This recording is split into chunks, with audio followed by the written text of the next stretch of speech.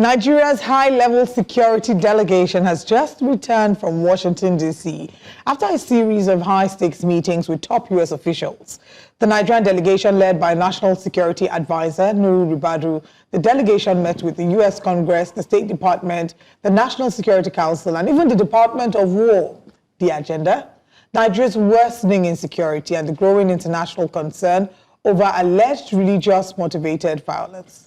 The government says the talks were productive, with the new security partnership on the table, while critics argue this is too little too late, a move by the Nigerian government. Others believe it could be a diplomatic win for the country in securing positive partnerships that could help the country deal with its security challenges. Join us this morning for this very important discussion is the founder of TAF Africa, Dr. Epelle. Good morning to you, Dr. Epelle, and thanks for joining us once again on Breakfast Central.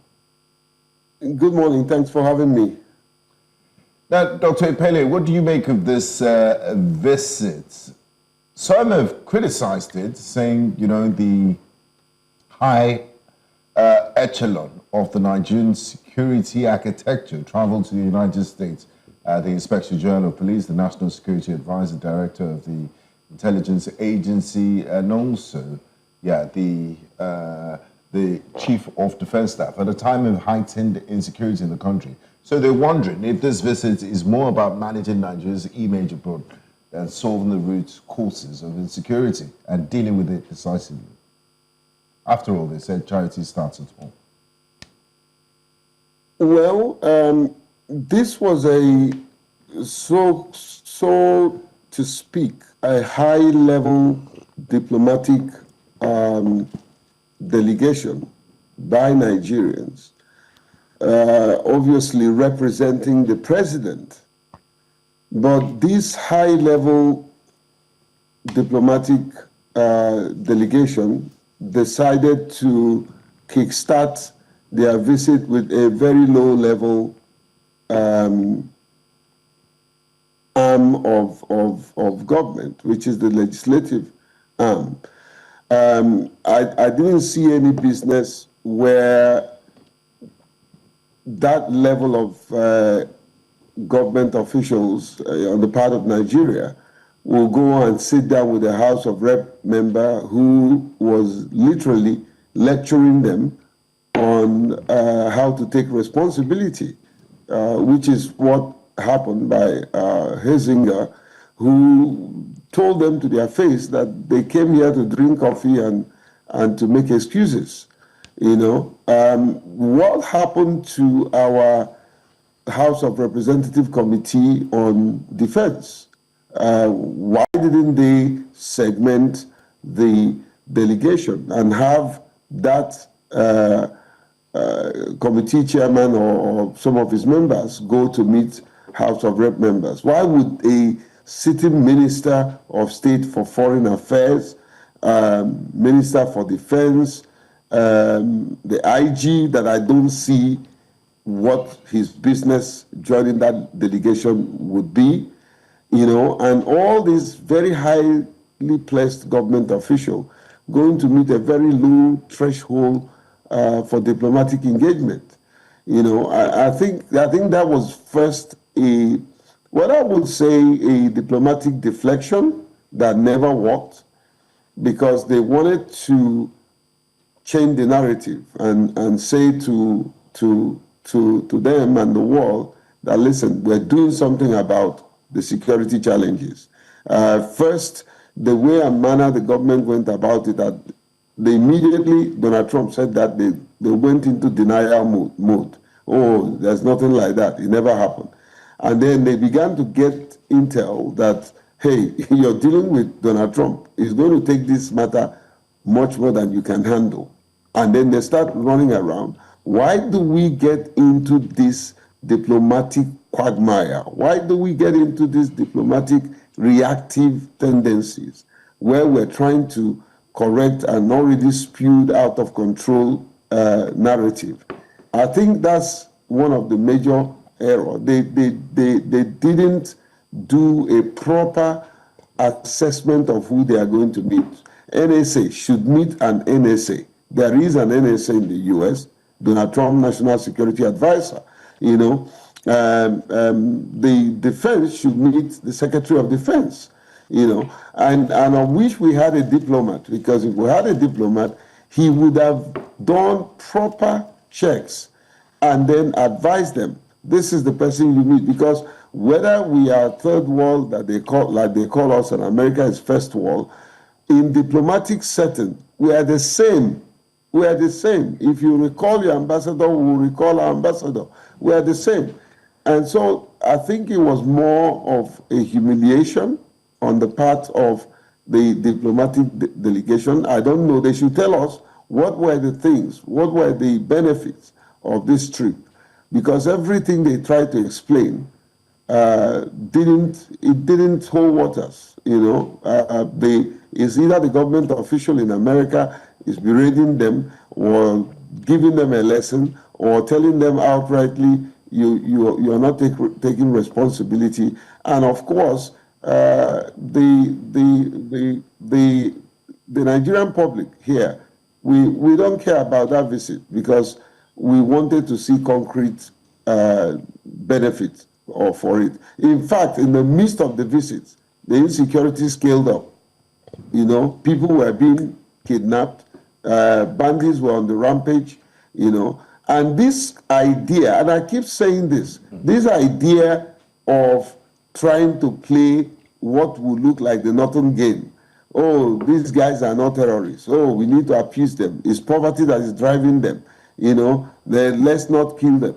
The concrete issue is reducing ourselves to a point of going to negotiate with terrorists.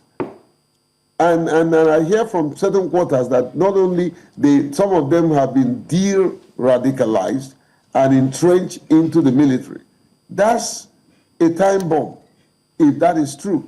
So these are some of the things, instead of us to spend time and look at our internal issues and rejig the security architecture, and be more proactive than these reactive tendencies, So for me, that's my take, because I wish that they had taken time. I don't want my country, Nigeria, that I love so much, to be taken for granted, to be ridiculed at the international level. And that's what this whole thing have achieved. All right, Doctor.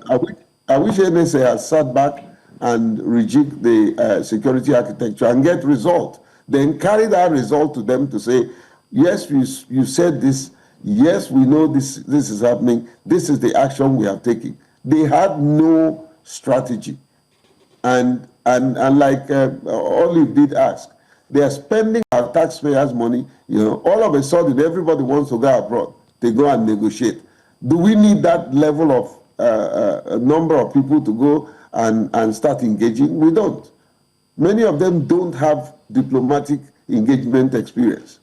Okay, Dr. Why would you put NSA in charge of this when the likes of Bianca Ono is there, who Bianca has been an ambassador before, so she understands the intricacies of diplomacy.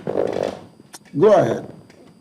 Okay, Dr. Jake, this has also been directed to the fact that Nigeria doesn't have any ambassador representing the country. And if we recall, while this statement made by President Donald Trump was highlighted, we also did see a significance in terms of the message that came out from the presidency that the president will be ready to bring out the names of the ambassadors who will be going to represent Nigeria, of course, as envoys. But till now, we've still not gotten any names, no list, no nothing has been done. And what do you make of the quick statement that was equally made by the SSA just 2 days after the statement came from America that President Bola Ahmed Tinubu will be meeting with President Trump on a Tuesday to discuss the issue? I think this statement was made by the SSA Boala himself.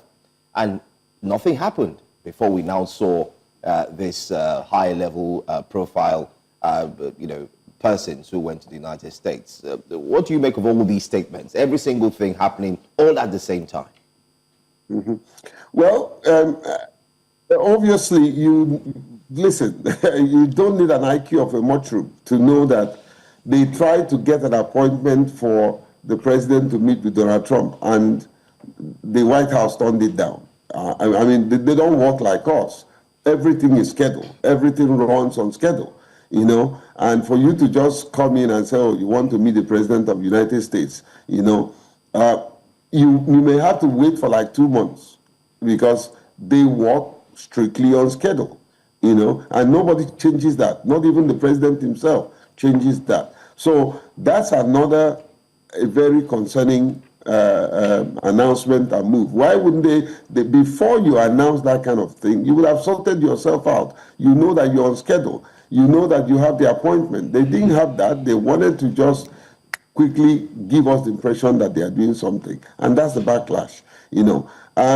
Let me say this. June 10th, I was among the delegates that represented Nigeria at the United Nations, you know. And when I got to New York, the diplomatic mission in New York had made all the appointments and meetings and all that. And then I went straight to the UN, and getting to the gate, they turned me back to Nigerian's house. So I went to the Chad Affairs, and he had my ID, and I collected my ID, and I went to the UN. You know, so these are some of the intricacies that we go through. If we had the ambassador, who is the administrative head of the embassy, who represent Nigeria, who is like the president of Nigeria in that country, representing the aspirations and the interests of Nigerians and that of the president. We don't have that. So, you know, if we had an ambassador, as soon as that thing happened, that ambassador would have engaged, and with experience, engage the secretary to the states, in the State Department, and they will mutually work out all the invitations, all the confirmation, and then brief the government officials, including the president, of these things and who they are going to meet, why they will meet that person, for what purpose. These are the diplomatic undercurrent process that goes on before you start engaging and start making an announcement. You know, I mean, White House will laugh them to scorn when they say, oh, President Bola Tinubu is going to meet with Donald Trump on Tuesday.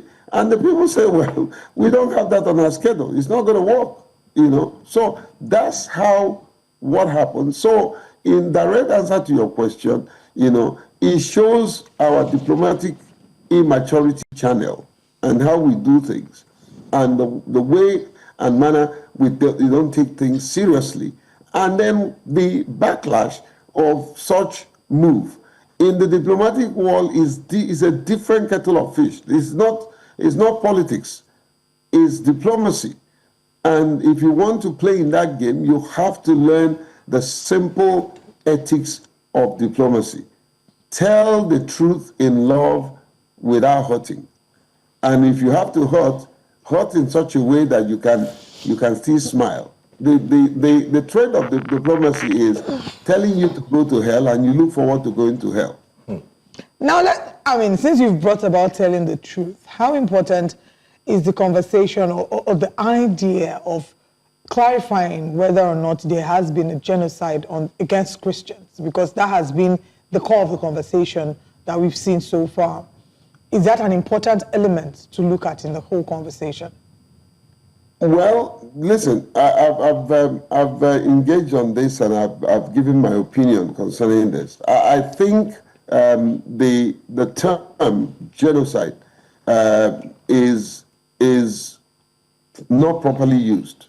I don't think that there is a sort of a genocide directed only at Christians, okay?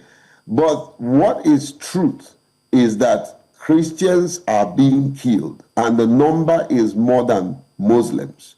Muslims are also being killed. But if you look at it with a very objective and analytical mind, you will agree with me that the target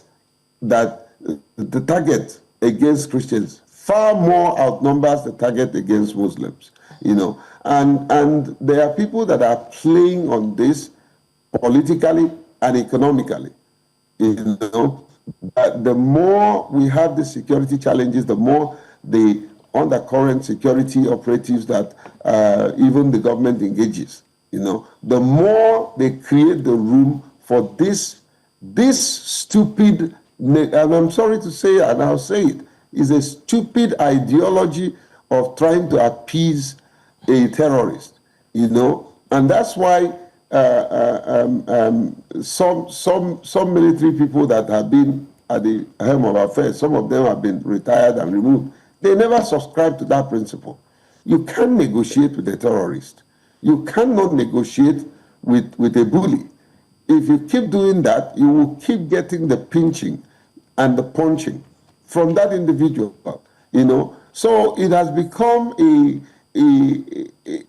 more or less like normalcy for a Muslim clerics to come out and brag and threaten the government.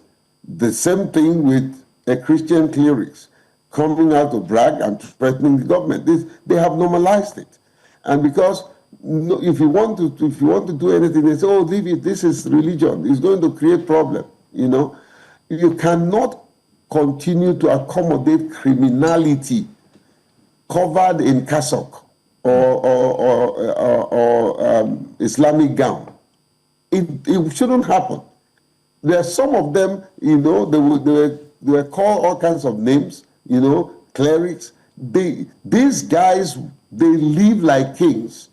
They move in convoy. They have bulletproof vehicle. Who gave them those? They control ammunition. They know them. They have huge amount of money in their disposition. Why are we not going after them? Why are we treating them as sacred cow? And we think we will have peace. It is laughable. It is laughable. And it's unfortunate. It's unfortunate. I watched that woman and I felt pain. I can put myself in her shoes, even though I'm not there. But she was telling the truth, that we need to really interrogate and do something about.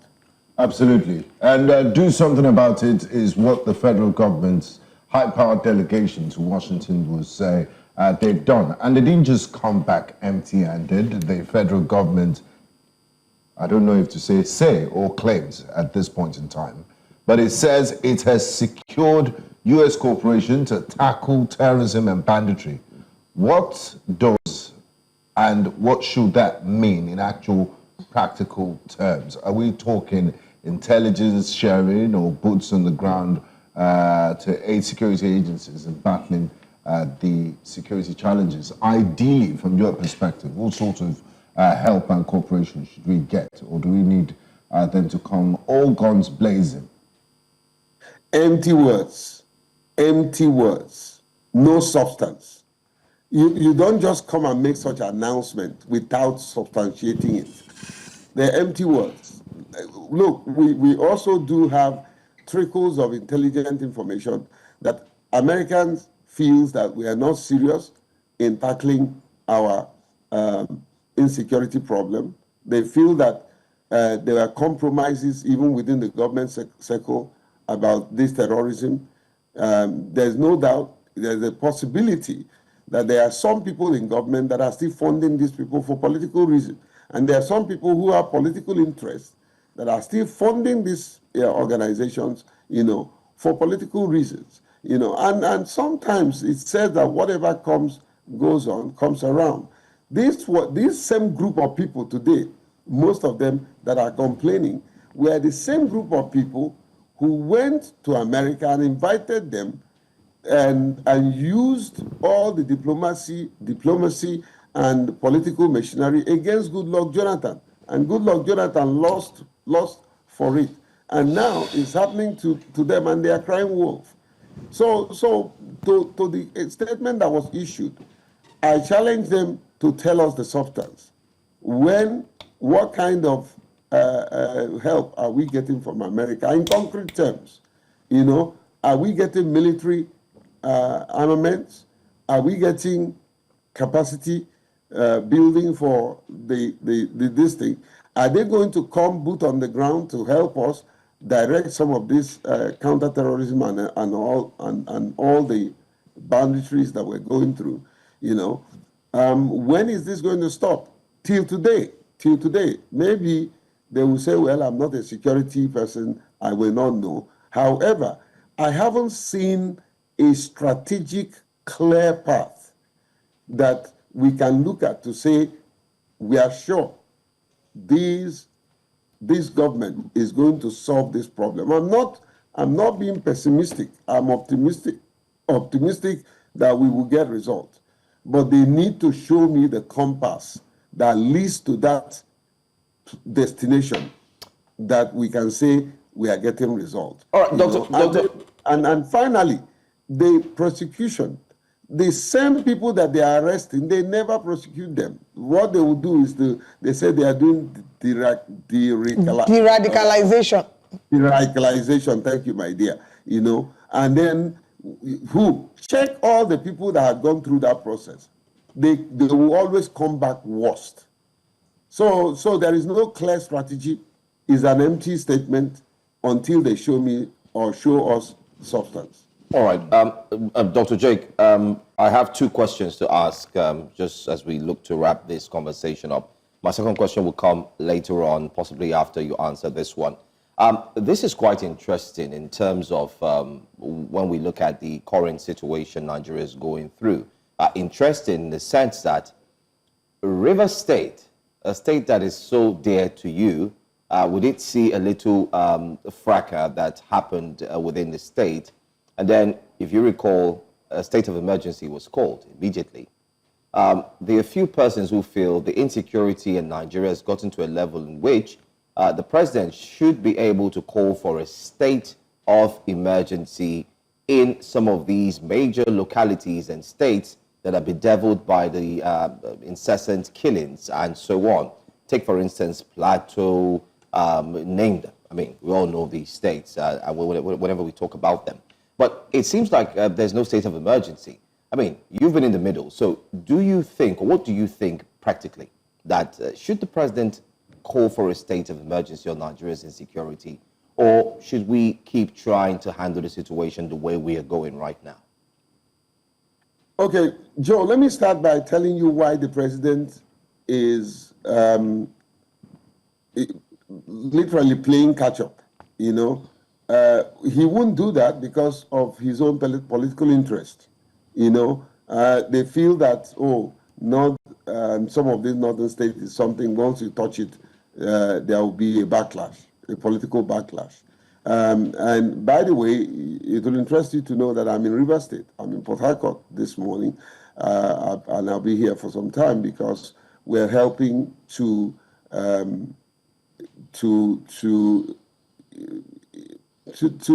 put some level of inclusive governance across the 31 local government, and we're training disability inclusion officers, and I'm very happy that the governor endorsed it, and the head of service is driving it, and the head of service is a person with disability, you know. So back to the issue of emergency rule. There's no doubt there are many states in the north that have had that the president should have declared emergency rules long time ago, but they are turning the other way, looking the other way. You know, when River State did not in any way qualify for any form of state of emergency, somebody will say, well, they've gotten some level of peace. But you've gotten some level of peace that has shut the governor's mouth. He's not saying anything. He's not giving any interview. He's not telling you what the issues are. He's just trying to live above waters, you know, and that's where we are. So there are many states, whether it's Maiduguri, Zamfara, you know, they deserve a state of emergency. but they wouldn't do it because of political interest. And maybe also because of economic interest, because Rivers State was a place that they know when they do that, they will have access to funds, Till date, I repeat, till date, they have not told us what Ibas did with billions of naira that he administered and spent as if he was a king. They have not told us. These are River State taxpayers' money and River State allocation. They have not told us how they focused and used banks to get loan when they didn't have access to Rivers people's allocation. The governor himself, his hands are tied, but he hasn't been able to tell us how much he left them a lot of money. But how much did he meet? He haven't. But I thank God for his life, for some of the courageous move he has taken by removing some of the appointments that they made, clandestine appointments that were made midnight, taking people that will cover their traps. And Sim has been bold enough to dismantle some of those things. But I'm asking him as my own kinsman to do more. He needs to do more. He needs to be bold and confront the evil that he met, that eventually is usurping the opportunities for Rivers people. All right. I mean, it is a tough time, and these conversations that we're having, we hope that it translates into actions and preemptive actions. Not just something that is reactive, as we oftentimes see that our government acts. We wait for something to happen and then we react, as opposed to preparing ahead of time. But thank you so much, Mr. Epelle, for joining us this morning. I'd like to thank you, especially Dr. Epelle, for your range. You can speak on subjects as wide as human rights to all other matters. And we appreciate your love and patriotism for our great country, Nigeria. Thanks.